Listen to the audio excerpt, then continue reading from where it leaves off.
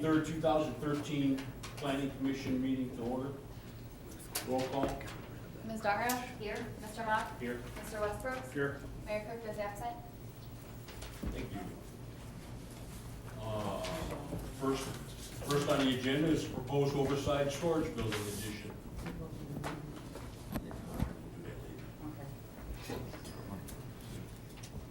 Anybody here for,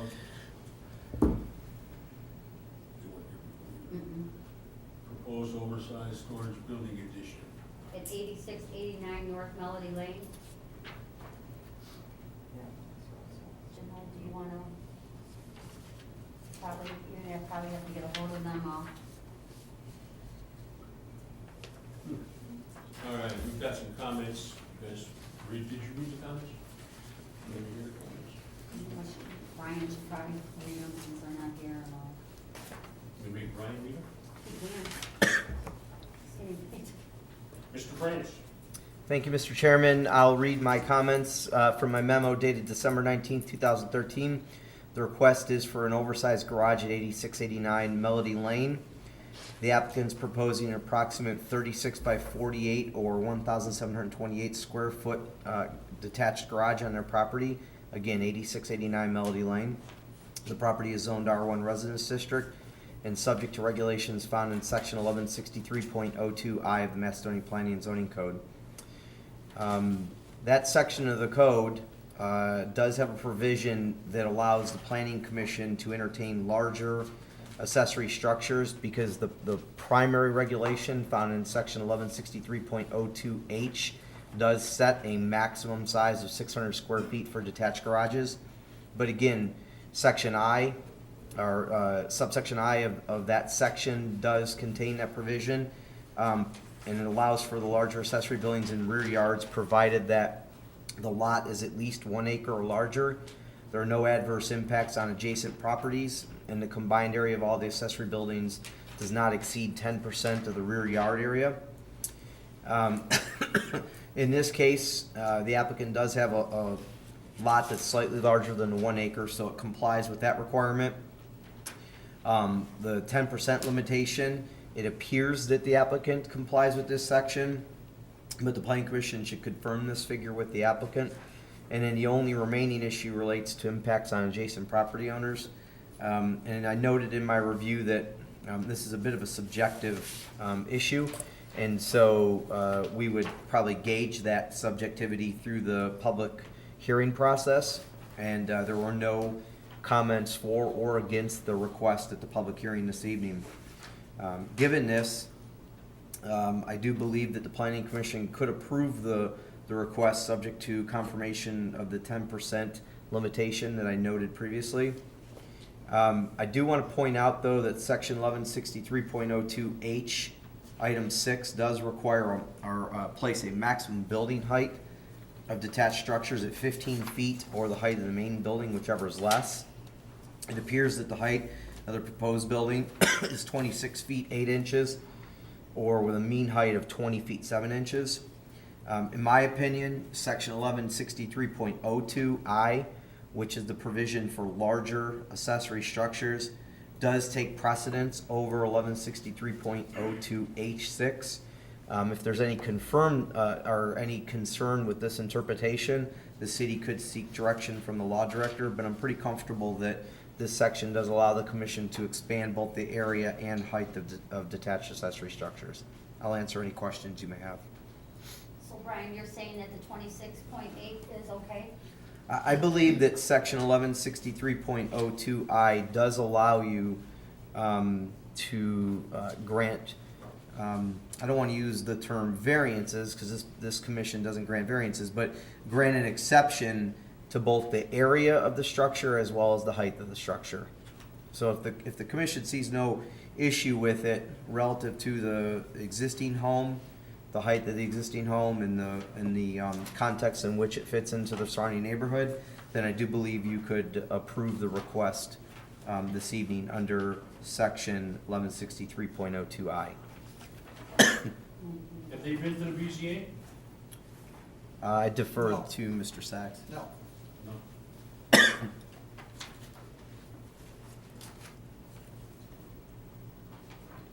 they plan like a second story inside this thing, like for storage? He's got some storage up there. The main reason it's so high is he has an RV, he has to get into it, so he's got a 14-foot wall height. Okay. And that's why. Yeah, but also we have to discuss the metal roof, which from the location doesn't seem to be an eyesore or anything. As far as neighbors are concerned, we would have heard something.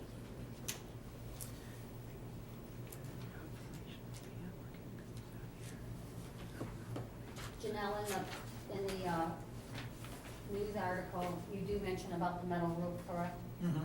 They did in my comments, yes. All right.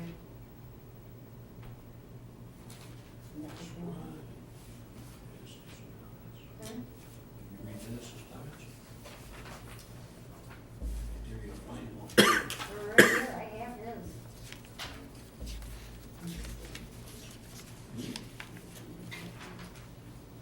Dennis, yeah.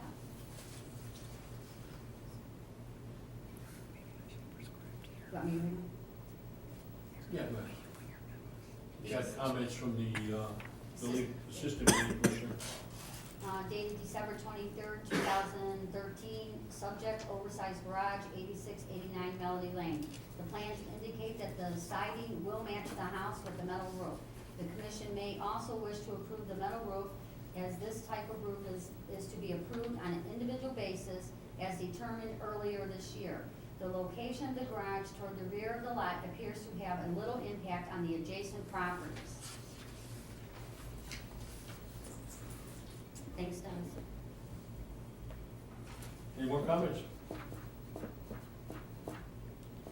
What do you guys think about the tall? Pardon? You guys- I don't have a problem with it, Not where it's at. Yeah.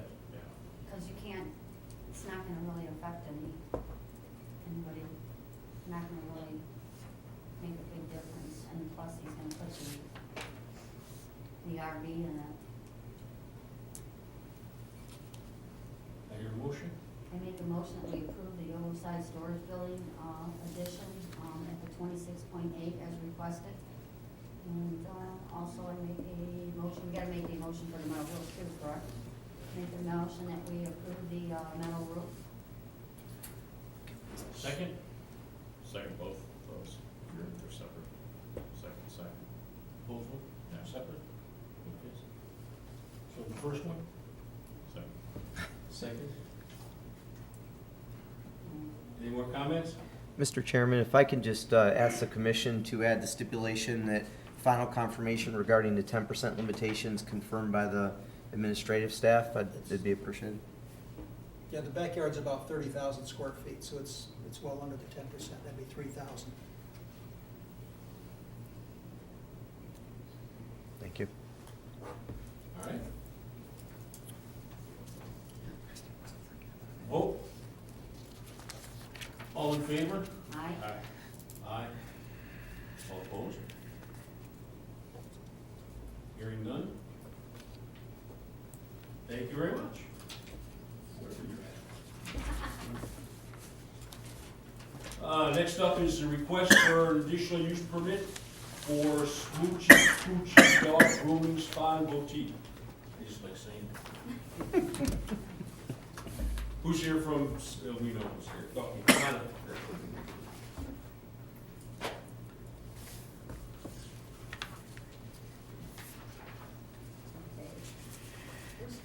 Tracy Wilson? Yes. Hi, Tracy. Brian's on all this. Any comments from our planner? On Smoochie Poochie? Would you like me to read my comments? I'll read.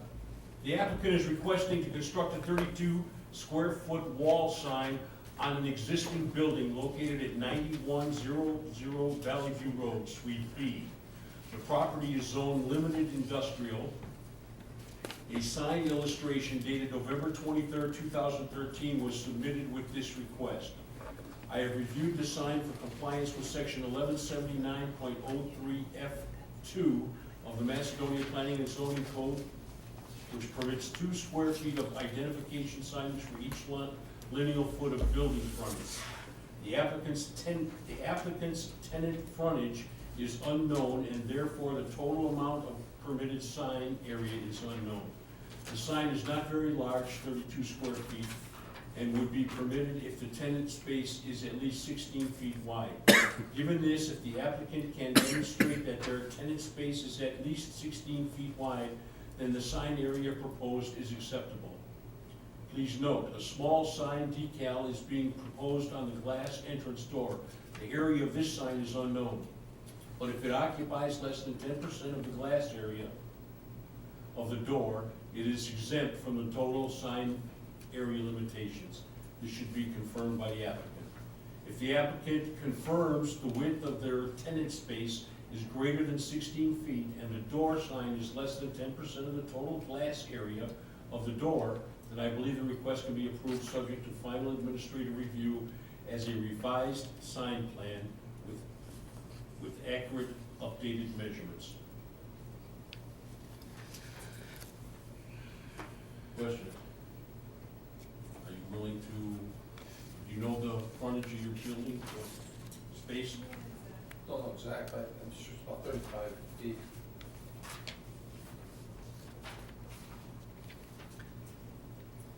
Mr. Chairman? Yes. If I could just add that most typical retail spaces in a retail strip plaza, the smallest I've seen width-wise is 16 feet. And given that this is in a space that originally wasn't set up for retail, it does make sense it's larger.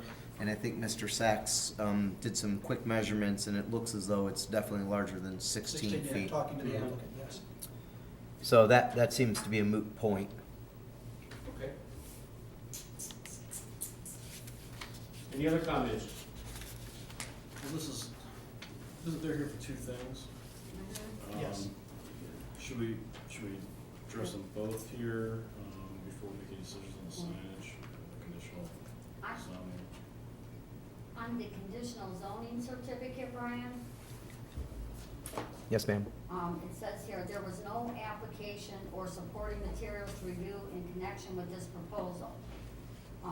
What were they actually supposed to submit? Well, I just pointed out that typically when I open up a review for the commission, I'll point out what I reviewed. So an application or any sort of supporting materials. Typically, I would see something that sort of explains the business use, and that's why I asked the questions I asked in my review, and I could certainly go through that for the commission. I would agree with Mr. Westbrooks that the most appropriate thing would be to deal with the conditional zoning certificate first, and then if that passes, then the sign application would be your next logical decision. So it's just pointing out that I didn't have an application or any materials to review, so that's why my review's a little longer with asking some questions. Right.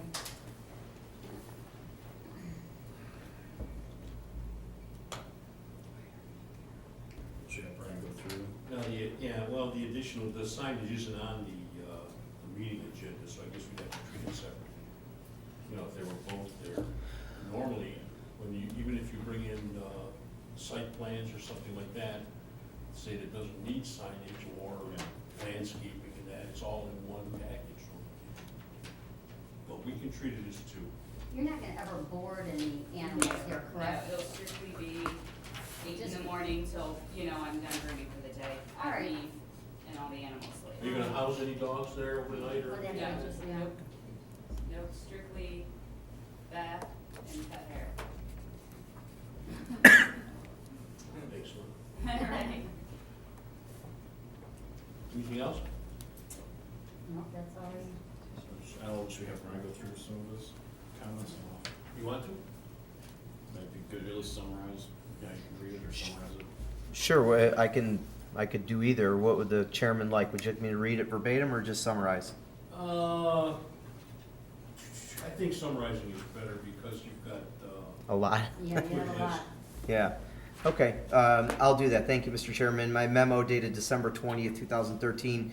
Again, the request is for Smoochie Poochie's Grooming Spa and Boutique, 9100 Valley View Road, Suite B, a conditional zoning certificate. The property is located in the limited industrial district, and this use is conditionally permitted as a retail business. I just go through an analysis of section 1169.03C1, which is the section dealing with retail businesses as a conditionally permitted use. And I point out that emphasis, item 1, retail businesses which generally sell a single product line requiring a large floor area for the product or service sold. I do believe that's what the applicant is selling as a service, so I think that it fits into this classification. And then I list the permitted uses in the limited industrial district, and based on compatibility with those permitted uses, manufacturing, distribution, storage and warehousing, wholesale and outlets, repair, finishing and refinishing services, process and fabrication, adult uses.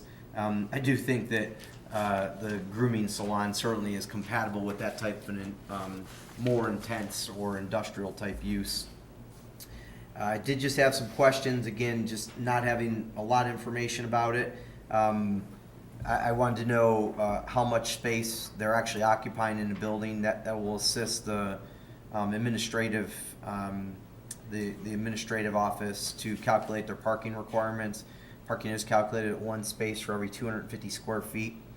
Some sort of generalized site plan illustrating the building on the lot and the associated parking should be provided for the file.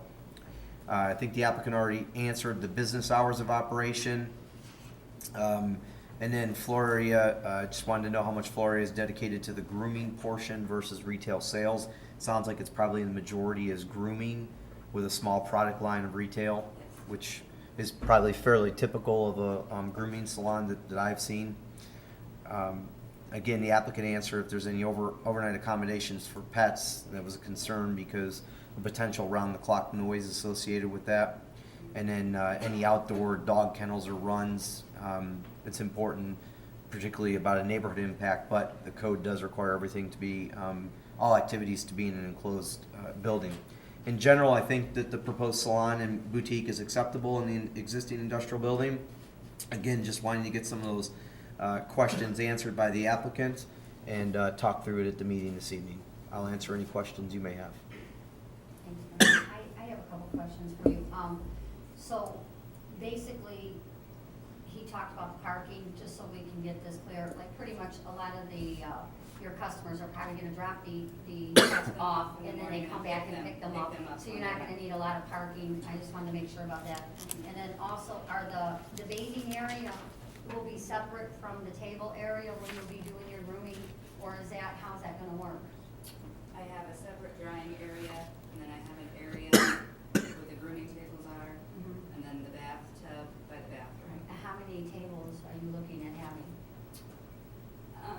3 at least. Because that'll kind of give you an idea of the floor space that he's Yes. talking about. Mhm. And is there gonna be just one bathing area per dog?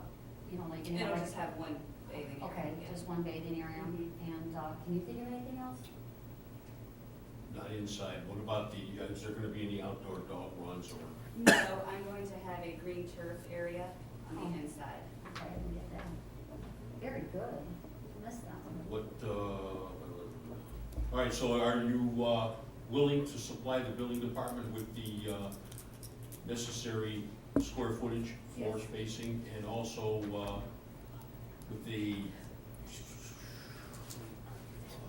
generalized site plan illustrating the building on the lot and associated parking that would be provided?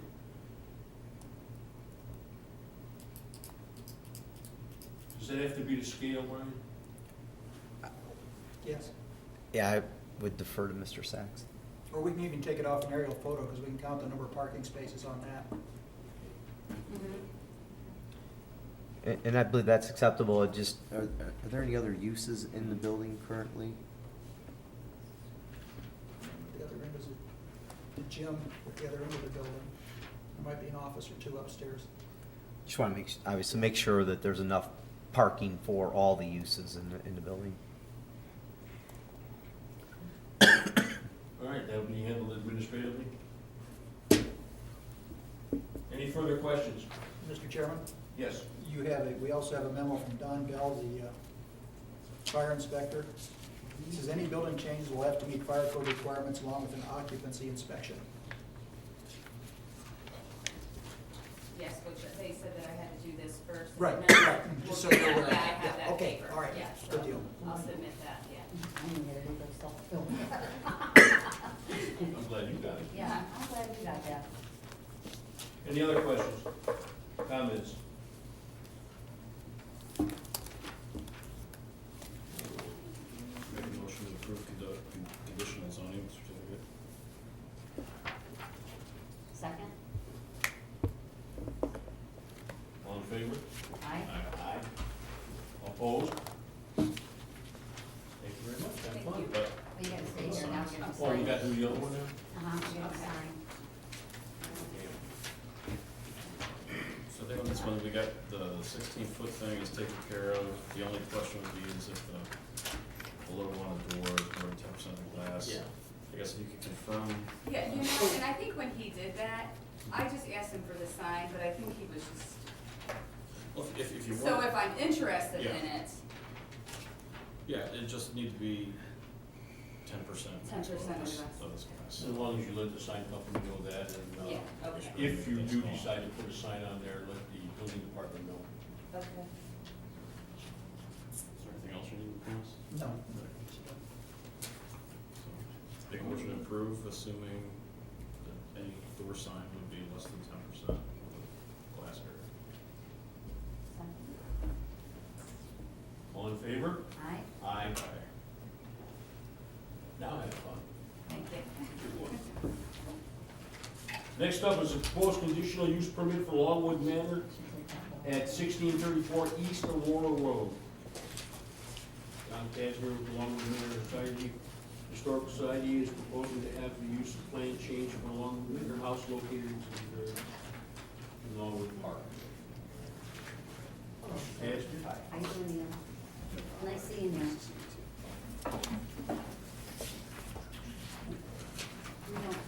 The only notes we have are the notes from going back on October, is it October 20th? From our planner, Brian France, and so we don't have any updated ones, but I talked to him before the meeting. And, Brian, you wanna kind of go over how you feel about what we talked about? I can. I don't have a written memo, but I believe that the applicant's letter dated November 27, 2013, which describes a very sound approach, I believe, to analyzing the code with respect to the requirements. Section 1163.02, which is the R1 Residence District, which is property is zoned, does have a provision in there for churches, schools, public buildings, provided such uses do not substantially depreciate property values in a neighborhood and are not out of harmony for the uses established in a neighborhood. And then it goes on and talks about in the next section, which I think is the most applicable section, certain retail stores, restaurants, administrative offices, recreational uses, and community facilities in existing residential structures, which this is, may be approved as conditional uses when complying with the criteria of section 1171.15. So I do believe that this is a use under the R1 district, which is permissible as a conditional zoning certificate. And then the only really outstanding issue, and I didn't have the site plan to confirm the parking issue, which goes back to my October 20th memo, in which I talked about just parking in general and how it was being provided. 16 spaces were being provided in a new parking lot, and the other 16 spaces were being provided along an existing gravel driveway. The revised plan does show all the spaces in a single parking lot, which I think is more palatable with the request. The issue becomes whether or not gravel is something that the commission wants to approve. In section 1171.15, 1171.15 D5, gravel is something that can be approved, off-street parking in compliance with the code unless otherwise approved by the planning commission. The code requires a hard surface, But this section, in particular item D, does allow for the planning commission to approve a gravel surface. Ms. Darrow and I spoke for a minute or two prior to the meeting with some concerns regarding, I guess, maintenance of that, with who would be the entity responsible for paving it and those sorts of things. And to that, I would suggest that that's a civil matter between the owner, which is the city, and the tenant, which will be the society. And so that'd be something that you would want to work out civilly, and not necessarily something that's really for the purview of the planning commission this evening. So if the commission finds the gravel acceptable, then it would be something that the legal department would have to confirm through village council or city council and the mayor's office. With that, I'll answer any questions that I may be able to answer. About the parking, I believe it was Mr. Westbrook, remember we figured it out, they did something, the way that they had it figured out last time, when they were here, I can't remember, but I think they had added it up, which made it where they had to get the concrete gravel, remember that? And then you figured it out and said, Sure, there was some issue with it. Do you remember? yeah, Yeah, well, the basis was whether we considered an accumulative parking, parking for uses at separate times during the day. right, And that's how we were curious as to where the number came up from in the engineer's report from the last meeting, and then we realized they were just added together, if I remember right, correctly. that's, And so, if you look at the chart on my site plan, I have assembly activities, museum activities, and office activities. And I believe that I came up with a total of 32 spaces to be provided, even though all of those activities together add up to more. Those activities will not be taking place at the same time. right. And that, there's a particular part of the code that allows that sort of determination if it's acceptable to the commission. That's section 1171.11D, that does allow for a shared parking amongst facilities.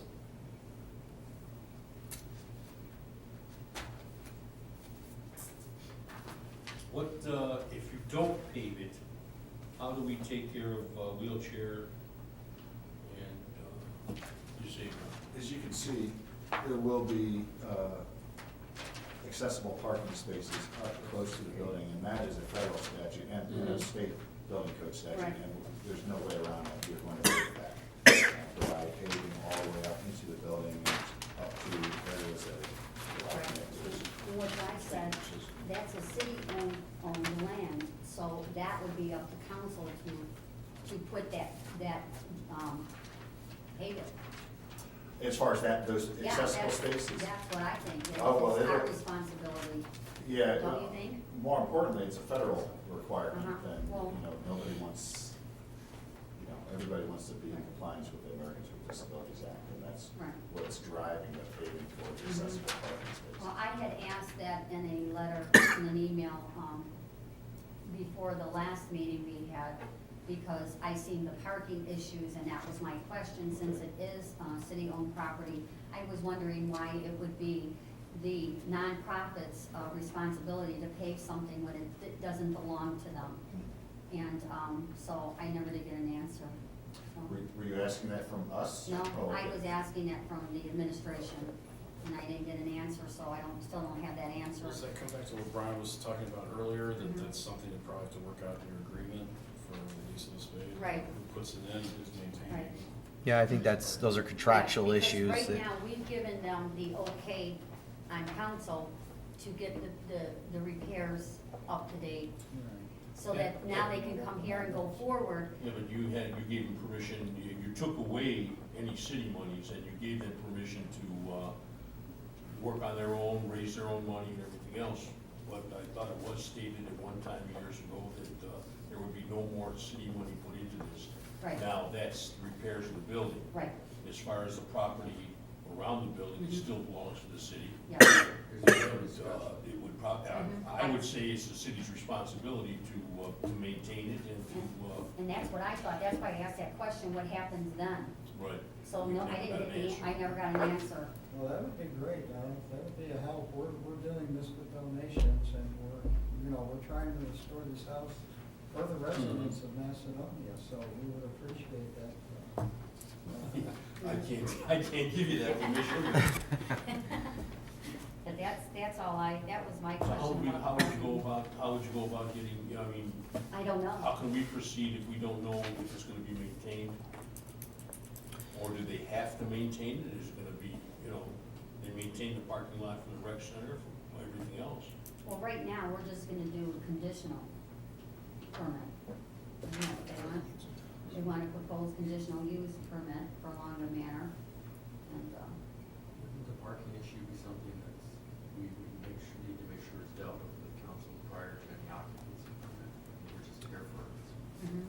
change of. I think our decision is someone's gonna have to maintain it, someone's gonna have to put it in. Mm-hmm. I don't care who it is, I don't know who it is. Right. It's not, We're not asking for a variance. Right, and they're not asking for variance, so it's just a conditional use. Okay, any questions? I guess, so the, I mean, the material is what we were talking about, kind of is the question. Is it gravel? Should it be paved? I mean, ideally, it would be paved. I mean, you're talking about the uses that you wanna put in here, Right. or the things you wanna do with a wedding reception, things like that. Gosh, I sure hate to have people walking through there in high heels and across that gravel parking lot. It's one thing, the baseball fields have a gravel parking lot. You go to a baseball game, you're wearing tennis shoes, you're pulling, stroking. It's a bit of a concern. I mean, I'm glad at least, and it's required by ADA, that the two handicap spots are paved. Right. Which, Do you see a lot of use in, winter time, as far as, you know, public use and?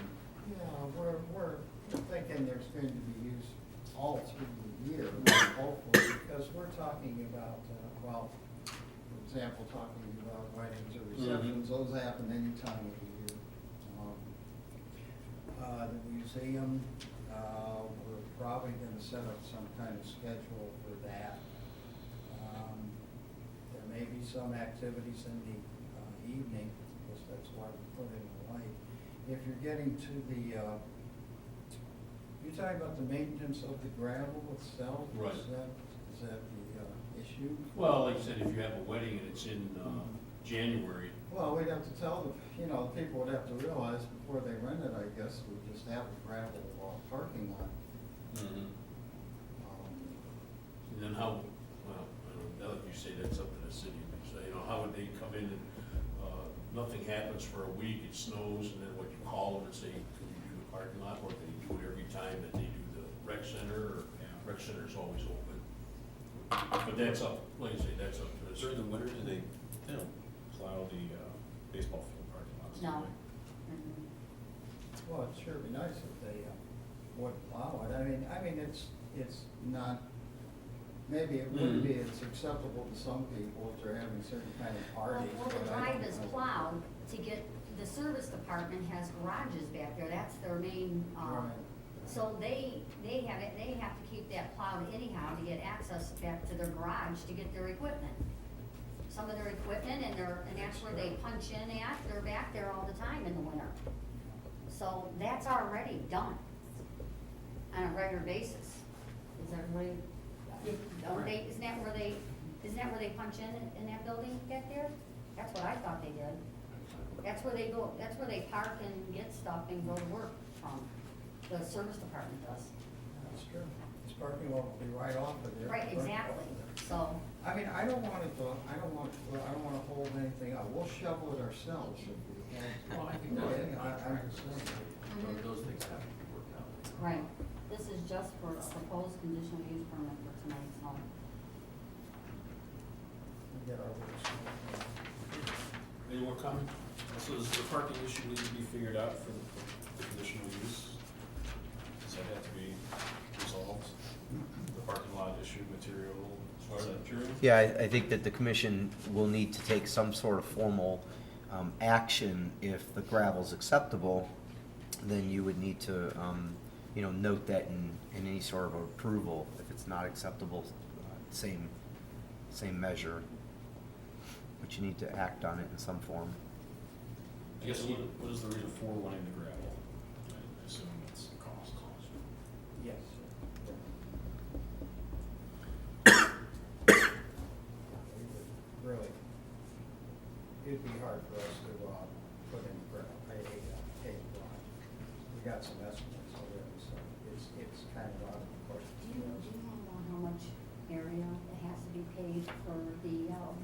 accessible.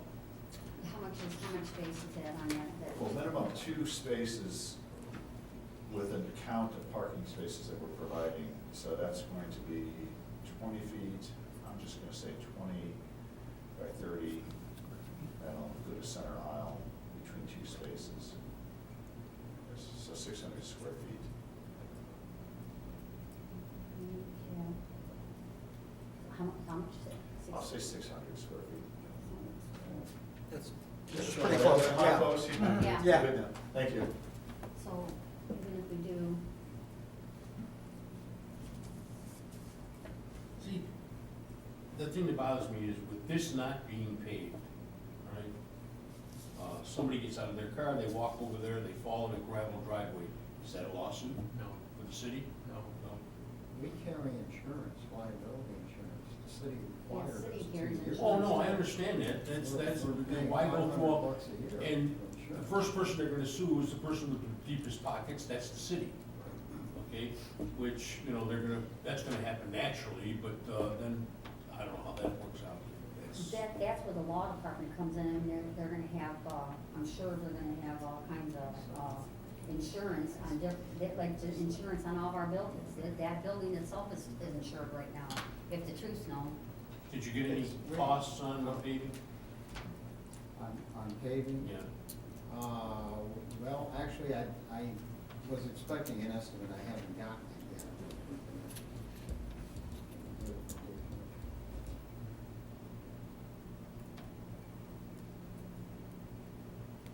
On paving just On paving. where the handicap area is gonna be.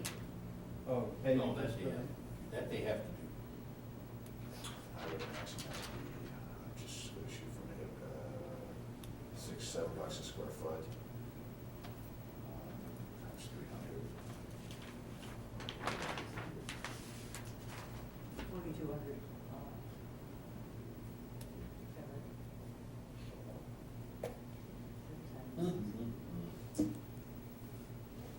Well, what do you think?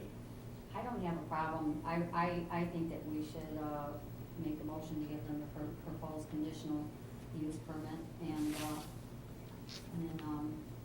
a gravel parking lot, except for the area where the handicap parking should be concrete. Got a motion? May I, Oh. is asphalt acceptable in Yeah. lieu of Yeah. concrete? If that's acceptable to the Yeah. ADA. Yes. Yeah. I mean, I think they've done a lot of work, they put a lot of time and money into this, and, all of them on their own. Oh, no, And the I'm house is sure I'm almost- sure that's appreciated. The The thing house is, is almost done as far as all the repairs that was required by council. And I think that, they need to move forward and we need to help them move forward on this.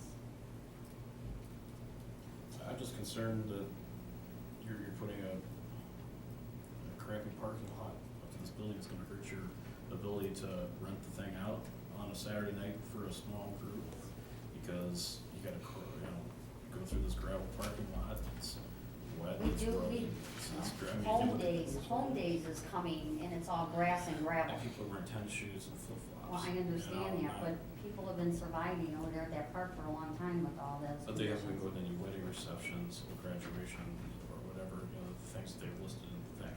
It's just a concern that, Well, maybe the people can bring tennis shoes with them when they're going to the wedding reception. I mean, it's- Tell them it's gravel, they'll take their own precautions on, and some people won't care, but if they do, they can bring some shoes with I them. wish we did have a kind of a resolution on who would be paying for this parking lot. We're saying, they're saying it's a hardship that they're gonna do this expensive parking lot. We don't know that they're gonna even be paying for it. But that doesn't have anything to do with planning. Well, then the hardship, then if it doesn't have anything to do with it, we should not worry about cost at all. And it should be just what we think is the best parking lot surface here.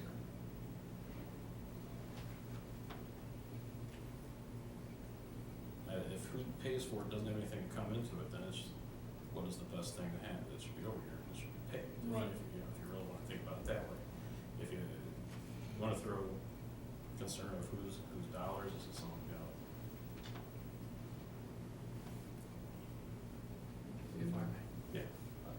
understand your concern, but I think we have to be flexible here. I think we realize that this is a nonprofit organization. But we also know that it's a city-owned facility. It isn't a park.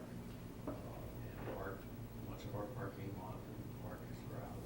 And, obviously, these things need to be addressed and will be addressed as we get closer to completion of the building.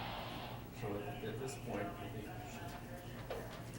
city has not said we're gonna put in a parking lot, but no one has asked the city to put in a parking lot. I think we should see this as this group's responsibility, and obviously there'll be continued negotiations with the city.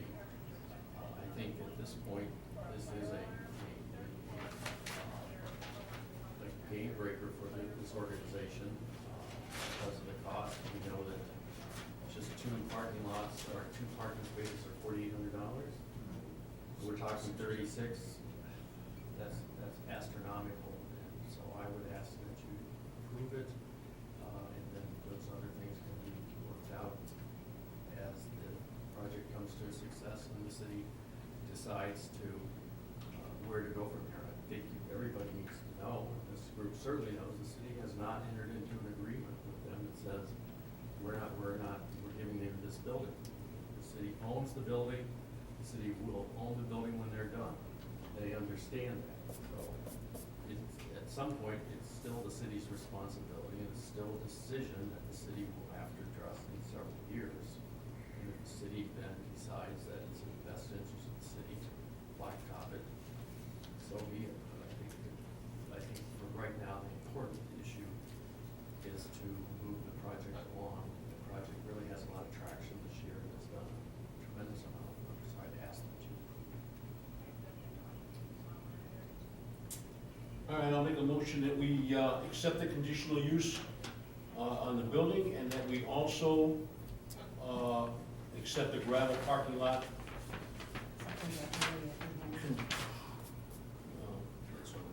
But yeah, handicap area has to be paved, Yes, 2 parking spaces. Oh, that's good. Yeah, more. Second? Before you vote on this, is there any other condition, anything else that needs to be considered for that? Or you just looking back at the old, and they've got lighting now. Mhm.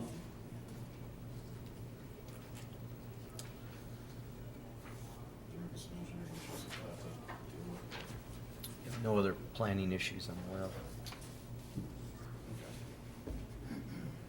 Brian, as our planner, do you have anything you'd like to say before we proceed? No, again, I think, as I said earlier, the analysis of the code, I think, is sound, and the use is conditionally permitted, which means if they meet all the requirements or criteria or performance standards that the commission believes are necessary to protect health, safety, and welfare, then I see no reason to not approve the request. Okay, thank you. Okay, there's a motion on the floor. In a second, I second it. all in favor? Aye. Aye. Have fun. Thank you very much. Thank you to the planning commission. Thank you.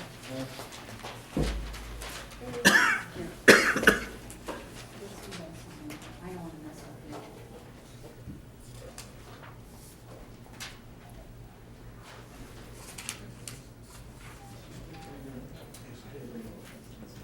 Okay, next up is proposed entrance sign relocation at Greystone Village.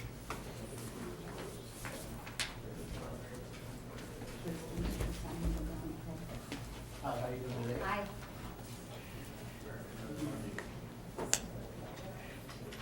Mr. Carolino? I'm Jim Cowan, president of the Homeowners Association. You spell your last name, please? CONWAY. She had a card or a business card or? I'm retired. I was just gonna give it to Janelle, so she had it. We've got his info. Oh, yeah, okay. All right,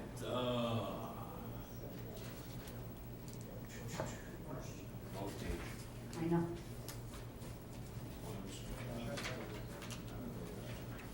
This This was tabled a couple of meetings ago because of the oversize of the sign. They went to the BZA and got a variance for the size of the sign. All right, the city planner has comments.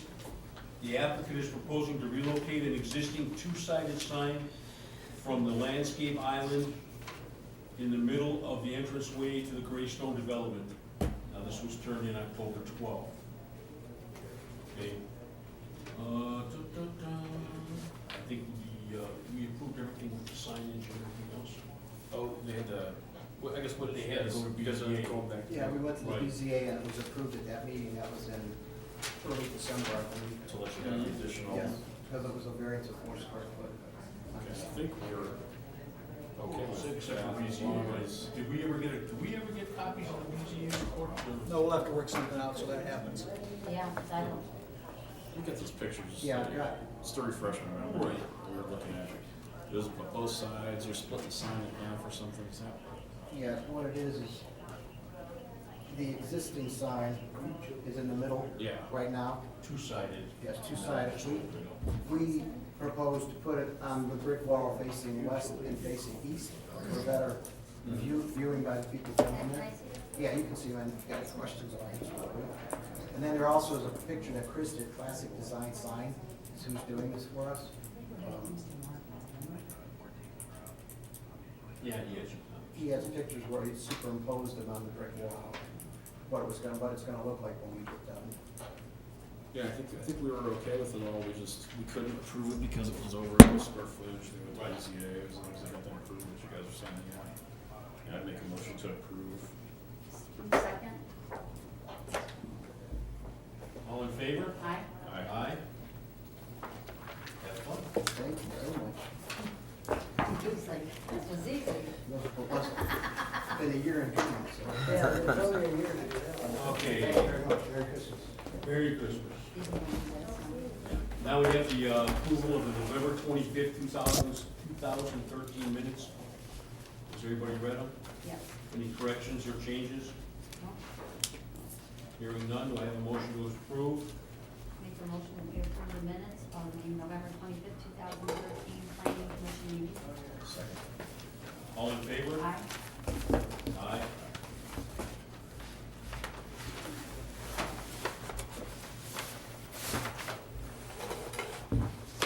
Anything else, gentlemen?